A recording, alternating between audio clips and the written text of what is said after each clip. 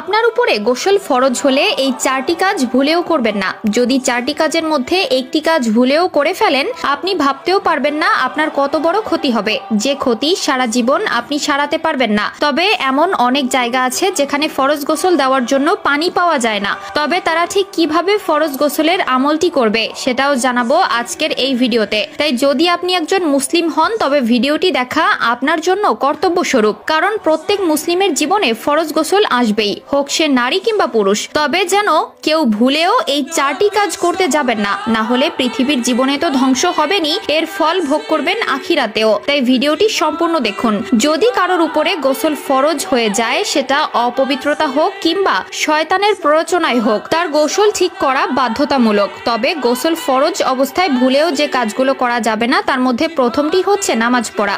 যদি কোনো ব্যক্তি জানে তার উপর গোসল ফরজ হয়েছে, সে অবস্থায় তার নামাজ পড়া কখনোই জায়েজ নয়, কারণ নামাজ আদায়ের জন্য পবিত্রতা আবশ্যক। আল্লাহ তাআলা সূরা আন-নিসার আয়াত নম্বর 43-এ বলেছেন, হে মুমিনগণ, নামাজের কাছে যেও না যখন তোমরা নেশাগ্রস্ত, যতক্ষণ না পর্যন্ত বুঝতে পারছো তোমরা যা বলছো, আর পবিত্রতা না থাকলে যেও না ততক্ষণ না পর্যন্ত গোসল করো। এছাড়াও গোসল ফরজ থাকা অবস্থায় কোরআন স্পর্শ করা বা তেলাওয়াত করা সম্পূর্ণ নিষেধ। আল্লাহ তাআলা সূরা ওয়াকিয়ার আয়াত নম্বর 77 থেকে 79-তে বর্ণনা করেন, এটা এক সম্মানিত কিতাব যা স্পর্শ করবে না তবে যারা অপবিত্র। এছাড়াও মুয়াত্তা মালিক 478-এ বলা আছে, কেউ কোরআন স্পর্শ করবে না তবে পবিত্র ব্যক্তি ছাড়া। এছাড়া 3 নম্বরে রয়েছে তাওয়াফ করা। গোসল ফরজ থাকা অবস্থায় তাওয়াফ করা বা কাবার চারপাশে ঘোরাঘুরি করা ইসলামের শরিয়াতে সম্পূর্ণ নিষিদ্ধ। রাসূল পাক সাল্লাল্লাহু আলাইহি ওয়াসাল্লাম তিরমিজি শরীফের 960 নম্বর হাদিসে বর্ণনা করেন, তাওয়াফ নামাজের মতো, তবে এতে কথা বলা বৈধ। তাওয়াফের জন্য পবিত্র থাকা আবশ্যক, যেমন নামাজের জন্য।